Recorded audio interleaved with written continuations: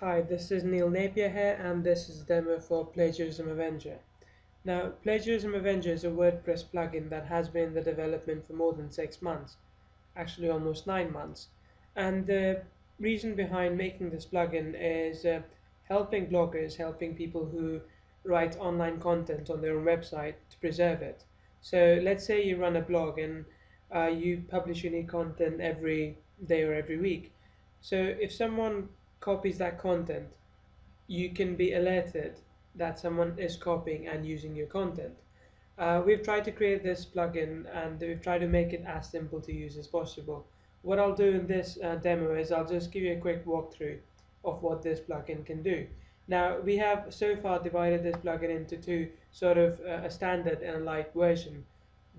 What I'll show you is a standard version, but I'll tell you where what features are more available in this version than say in the light version. Primarily in the light version we have almost everything here, except that you can't if you find some content that has been copied elsewhere, you can't file a DMCA in the light version. So we've got some restrictions and I'll quickly walk you through that. So as you can see, a scan is in progress at the moment, so I'll quickly show you this from a very high level overview. Now, when you install the plugin, you can set the content uniqueness to whatever percentage level that you want. The minimum is 25 and the maximum of course is 100. So generally I would say a safe limit is about 70-75%. So if someone is copying about 70% of your content, you can set this so that you can be informed when someone copies or uses your content, or even if they've done it in the past, you will know about it. Now there's a button here which is missing now because we're running the scan, but it lets you run the scan at any time, at a precise time when you click that link. So that sets the scanning process in the background as it is running now, or you can set a day, time and frequency of when you want to run the scan on automatic. And then there's an option to enable scanning of posts and pages. So if I click on the advanced settings, it takes me to a list of all the posts and pages in this blog, and I can enable or disable all of them, and I can save these changes so that whenever the scan takes place, it goes through the list that you have selected. And then in the light version as well as the standard, there's a feature where you can whitelist websites. So say you have another website where you usually syndicate content to, and you don't want that site showing up in the results, you can simply add it in the whitelist website. So you can add it here, and that would automatically remove the results. That won't show the results from those whitelist websites. Then there's also a feature called email alerts. So what you can do is, if I click this and if I enter my email there, whenever the scan runs and finishes, if it finds something, I will automatically get an email saying found some results. So go back and check the results. And then you can also disable the copy command from the shortcut. So the right click doesn't work if you take that.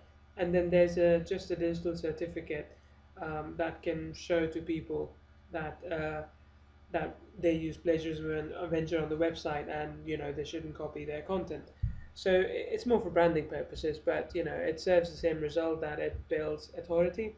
It shows that you are careful about who copies your content. Now I just want to quickly walk you through the scanning results.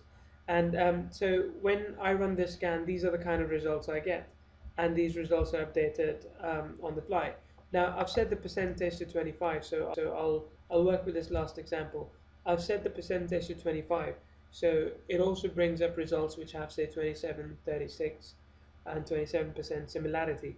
Now the thing is that even when you write say 1,000-word post, the chances are, there's so many articles on the internet, the chances are that it'll find this algorithm will find something online which partially matches what you have. Okay, now the way this works, and I won't go into technical details because that is proprietary information, but the way this works is that it uses Bing and Google API to capture string from your content, the source content, and compare it to the destination content, right? It does that with Google and Bing, and using that it calculates the ratio of copied content. Now, like I said, I wouldn't really be worried about 36%, but hey, it's worth checking out, right? So if I go and look at that destination page, and I'll open the source page as well. So source page is about us. Now, I shouldn't really be even checking this page because this no one usually copies that. But yeah, as it says, there's slight similarity between what's on here and what's on there. So smaller the articles, more chances are that it finds something similar in the scan. Now, this function, all of this functionality is available in the light version.